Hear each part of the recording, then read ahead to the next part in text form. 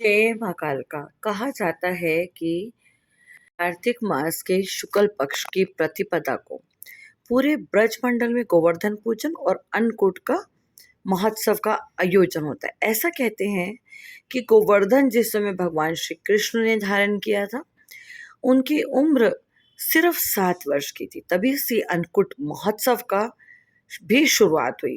गोवर्धन पूजा के बाद प्रसाद बांटने के लिए इसका प्रारंभ हुआ था।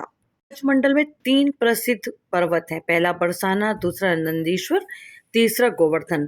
बरसाना पर्वत को ब्रह्मा, नंदीश्वर को शिव और गोवर्धन को विष्णु का स्वरूप माना जाता है। गोवर्धन को देव स्वरूप मानकर घर घर में इसकी पूजा की परंपरा है। गोबर से गोवर्धन बनाकर पूरी की जाती है। तीनों पर्वतों में श्री गोवर्धन जी सबसे ज्यादा आस्था के प्रतीक हैं। गोवर्धन को 3 बार उठाने की कथाएं मिलती हैं। पहली बार पुलत्स्य मुनि ने द्वारा, दूसरी बार हनुमान जी और तीसरी बार योगीराज श्री कृष्ण ने उठाया। कहते हैं कि द्वापर युग में यह अति विशाल पर्वत था, ना सिर्फ प्रतीक रूप में यह बचा है, इसके तिल तिल घटने के लिए भी एक कहानी है। ऐसा माना जाता है कि पुलत्स्य मुनि देवभूमि उत्तराखंड पहुंचे। साधना के दौरान उन्हें ऐसा लगने लगा कि गोवर्धन की छाया में भजन करने से सिद्धि मिलती है। वो सीधे गोवर्धन के पिता द्रोण के पास पहुंचे। भिक्षा में उनके पुत्र गोवर्धन को मांग लिया। द्रोण भला कैसे मना करते, लेकिन गोवर्धन ने एक शर्त रखी कि जब आप मुझे लेकर जाएंगे तो मुझे कहीं रास्ते में नहीं रखेंगे। पुलत्स्य मुनि ने कहा कोई बात नहीं, वे लेकर चलने लगे। धीरे धीरे गोवर्धन ने अपना वजन बढ़ाना शुरू कर दिया।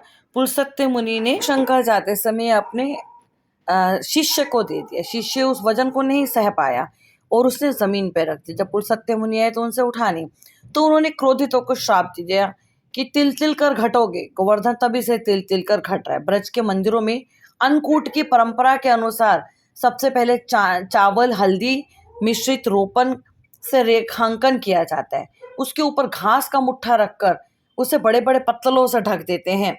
उसके ऊपर चावलों के कोट से गिरिराज जी की बनाई जाती है। श्री विष्णु भगवान के चारों आयुष शंख चक्र गदा पद्म के समान 4 बड़े गूंजे चारों भुजाओं में रख दिए जाते हैं। मध्य में बड़ा गोलाकार चांद बनाते हैं। इसे गिरिराज का शिखर मानते हैं। चावल के कोट पर लंबी तुलसी माला लगाकर केसर से सजाते हैं। एक और जल और दूसरी तरफ घी का जो है एक हांडी रखी जाती है। अन्नकूट के रूप में मिठाइयाँ, दूध सामग्री, मेवा, भात, दली, दाल, कड़ी, साग, कंद, रायता, खीर, कचरिया, बड़ा बड़ी व अचार का प्रयोग किया जाता है। वेद में गौ का बहुत ही महत्व है। पंचगव्य में इसको जो प्रयोग है वो कायाकल्प यानी कि बदलाव के लिए किया जाता है। इसलिए गोबर को सम्मान देने की दिशा में गोबर से गोवर्धन बनाकर पूजा करने की परंपरा ऋषि मुनियों ने शुरू की। ये वर्तमान पीढ़ी ये अभी बहुत सारे लोग बनाते हैं।